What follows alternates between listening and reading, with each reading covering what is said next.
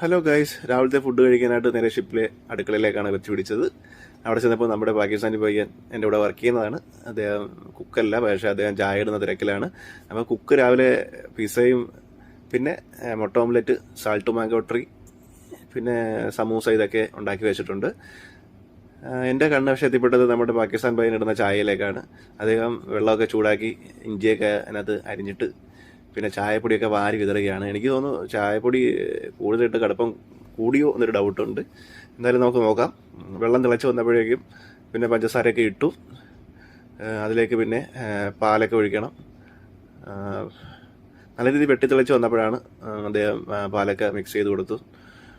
നമ്മുടെ ഷിപ്പിൽ വർക്ക് ചെയ്യുമ്പോൾ ഇങ്ങനെയുള്ള കുറേ ഗുണമുണ്ട്. നമുക്ക് ഒരുപാട് രാജ്യങ്ങളിൽ നിന്നുള്ള ഫുഡുകളൊക്കെ ടേസ്റ്റ് ചെയ്യാൻ പറ്റും. അതാണ് ഈ ഷിപ്പിലെ ഗുണം. പാലൊക്കെ നല്ല രീതിയിൽ വെട്ടിത്തിളച്ചു, ചായ റെഡി ആയിരിക്കുകയാണ്.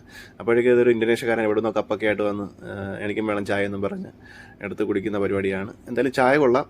അപ്പം വീഡിയോ ഇഷ്ടപ്പെട്ടെങ്കിൽ ലൈക്ക് ചെയ്യുക. നന്ദി.